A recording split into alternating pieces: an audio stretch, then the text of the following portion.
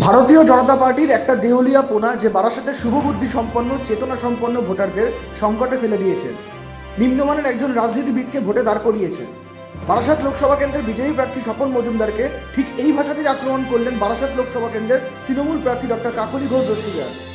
সোমবার দিগবেরিয়া নিজের বাড়িতে এক সাংবাদিক সম্মেলনে স্বপন মজুমদারকে নিয়ে প্রশ্ন করা হলে ডক্টর কাকলি ঘোষ দস্তিদার বলেন, ভারতীয় জনতা পার্টির রাজনৈতিক দেউলিয়াপানা যে তারা বারাসাতের সুবিবুদ্ধি সম্পন্ন চেতনা সম্পন্ন ভোটারদেরকে এমন একটা সংকটে ফেলে দিয়েছেন যেখানে এই নিম্নমানের একজন প্রার্থীকে তারা যোগ্য মনে করেছেন বারাসাত সংসদীয় এলাকার জন্য, যিনি বোধহয় হাবড়ার কোনো স্কুলে ক্লাস 8 পাস না করে জাল সার্টিফিকেট বার করে নাকি পরবর্তী পর্যায়ের সার্টিফিকেট দিয়েছেন। এটা ওনাদেরই কর্মকর্তারা জমা দিয়েছে বলে আমি শুনেছি। বারাসাতের মানুষ, শিক্ষিত মানুষ, সংসদীয় এলাকায় বহু উচ্চশিক্ষিত মানুষ রয়েছেন, পরিবার রয়েছেন।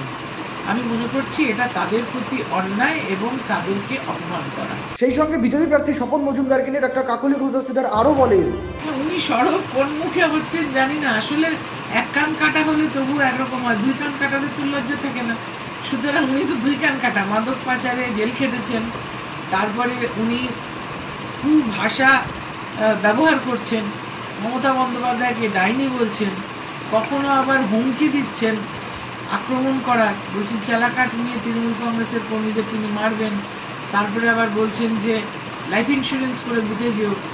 এই ধরনের একজন অসামাজিক ব্যক্তিত্বর রাজনীতিতে এসে আবার নির্বাচনী সংসদীয় রাজনীতিতে জায়গা পাওয়া, নির্বাচনী ক্ষেত্রে প্রতিদ্বন্দ্বিতা করা, এগুলো সবই কিন্তু সংবিধানকে অপমান করা বলে আমি মনে করি। কৌশিক সেনগুপ্ত, অঙ্কিত মুখার্জির রিপোর্ট, নজরে বাংলা।